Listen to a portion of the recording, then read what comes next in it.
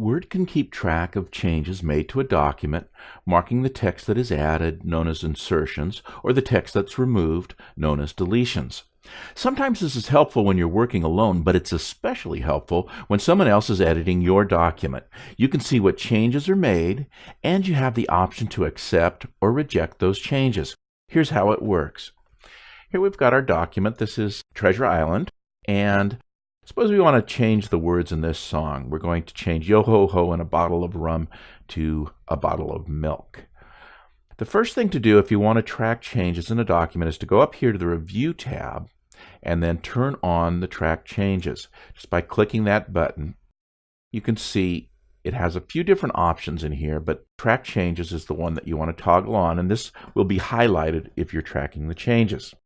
Now, if I select rum and I type in milk, it's deleting the word rum and adding the word milk, and we can see that change in my document.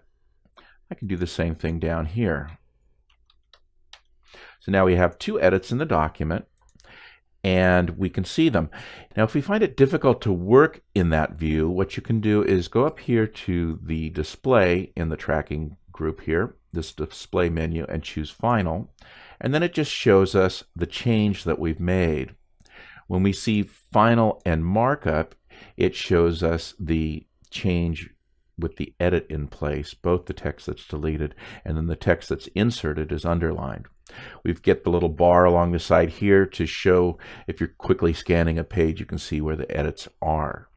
Now, if we want to see the original, you can just go to the original and click that, and that goes back, our bottle goes back to rum, and we don't see the edit that we made. So that's how the view works. Usually the easiest one to work with is either this Final or the Final Show Markup if you want to see the markup.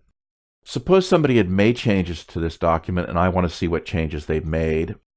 I might start at the very beginning of my document. I'm up here.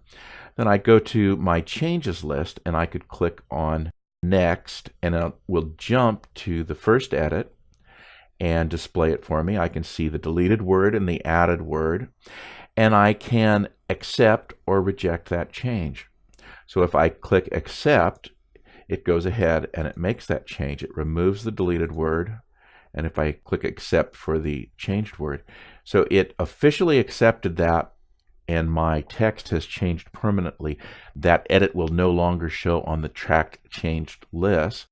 And if I want to go through all the edits in my document, I can just keep clicking Next to go forward through the list, or Previous to go back through the list. And again, you can accept the changes as they occur.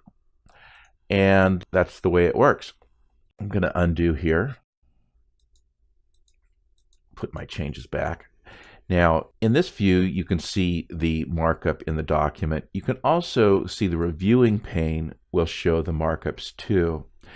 This is a little bit more elaborate list of the changes that occur in the document, and it keeps track of edits and deletions and shows them in here, and you can jump to them just by double-clicking on the list. So it just gives you another way to view the same thing. Personally, I find it easier just to work within the document when I'm working on accepting and rejecting edits in my text. In this lesson, you saw how to track changes as you edit text. You also learned how to change the display between the final and the original document. You learned how to navigate through the edits so that you can accept and reject the changes.